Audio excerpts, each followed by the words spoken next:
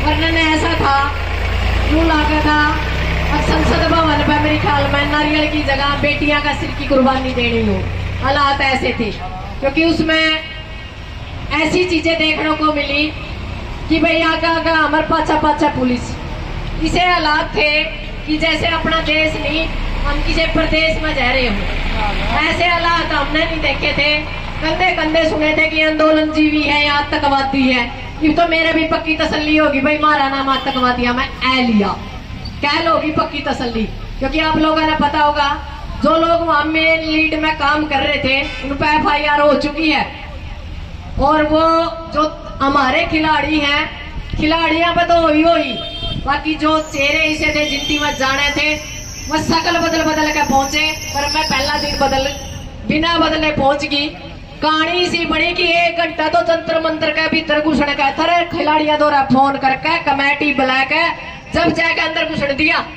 यानी हम कोई बम नहीं ले रहे थे, कोई विस्फोट नहीं ले रहे थे, इतने बुरे हालात थे।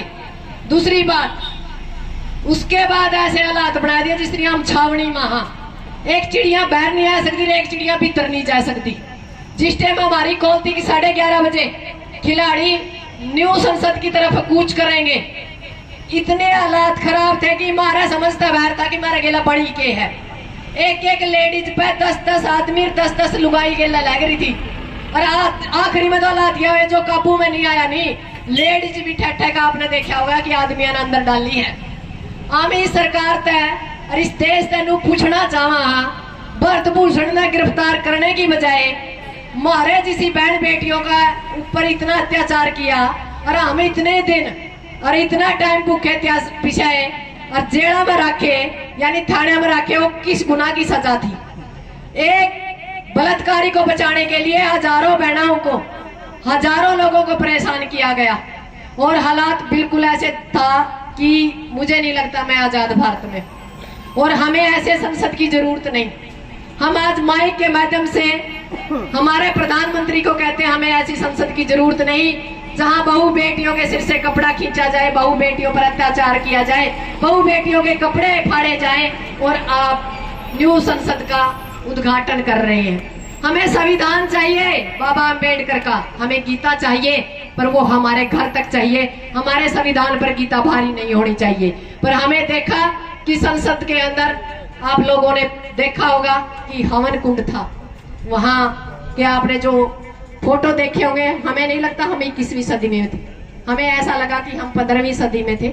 और लास्ट में ये रहा कि हम जैसे लोगों को तीन बार थानों से बदली की गई। यानी आतंकवादी है, उन लोगों को डर लगता था कहीं हमारे पीछे हमारा किसी से कांटेक्ट ना हो और हमारी बातचीत ना हो जाए।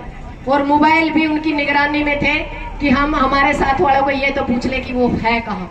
बैटरी डिस्चार्ज थी, कोई सुविधा नहीं थी। और हालात ये थे कि जब हम दोबारा लेट 10 बजे छोड़े तो जो हमारा सामान था, हमने जंतर मंतर की तरफ रुख किया कि हमारा सामान तो दो ताकि हम घर जाए, हमारे परिवार को संभाले। पर नहीं, उन लोगों ने उस टाइम भी दोबारा से हमें अरेस्ट करने का काम किया और दोबारा से 1 घंटे पूरे दिल्ली का चक्कर लगवाया कि आप जंतर मंतर के अंदर आए क्यों। यानी ये जंतर मंतर पाकिस्तान में है क्या? जंतर मंतर के ऊपर जो लोग किसी भी कारण से तंग हैं, परेशान हैं, वो अपनी आवाज उठा सकते हैं जंतर मंतर पर ऐसा कुछ नहीं था वहां।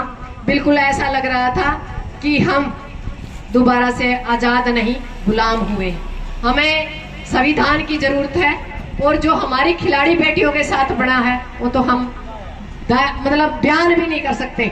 आप लोगों के सामने फोटो होंगी, तिरंगा नीचे गिरा हुआ है, बेटियां नीचे गिर रही हैं, बेटियों को उठा उठा के पटका जा रहा है और सड़कों से खींचा जा रहा है। तो ये हालात थे। और बेटियां रो रही थी, आवाज कर रही थी कि हमें छोड़ दो, हम अपने आप बसों में चढ़ने के लिए तैयार है। उसके बाद भी हमारे हाथों को पकड़ा गया। बसों के अंदर भी उनको ये लगता था कहीं हम बसों से ना कूद जाए। एक बार जैसे हमें पहले RK पुरम में डाला गया, उसके बाद बसंत कुंज में, उसके बीच में भी 3 बार बसें बदली गई। तो हमें समझ में नहीं आया कि ये मामला था क्या। अब तो हम एक ही बात कह सकते हैं, कल बात हमारी फसलों की थी, हम 13 महीने लड़े। बात नस्लों की है, हम 1300 साल एकता के साथ लड़े तो बात बने, क्योंकि कल बात रोटी की थी, आज बेटी की है। और बेटी के बाद मुझे नहीं लगता कोई आत्म सम्मान हमारा बचेगा। हम चाहते हैं कि हमारी जो कमेटी बनी है, जो हमें आदेश देगी, उसके ऊपर हम पूरा फूल चढ़ाने का काम करेंगे। हमारी भी सुबह विनीत से बात हुई थी। अभी मामला वही है जो थोड़ी देर पहले एक वक्ता ने बताया कि अभी इकट्ठा नहीं होने दिया जा रहा। और बजरंग को भी आप लोगों को पता होगा कि हमारा एक राजस्थान का एमपी है, उसके दबाव के बाद छोड़ा गया है। यानी हालात बहुत बुरे हैं। और हम तो यही कहेंगे कि हमारी जो कमेटी है वहां से जो भी फैसला है, 31 सदस्य भी है और 11 सदस्य कमेटी भी है। वहाँ उस जो 11 सदस्य कमेटी है उसके हम भी एक मेंबर हैं।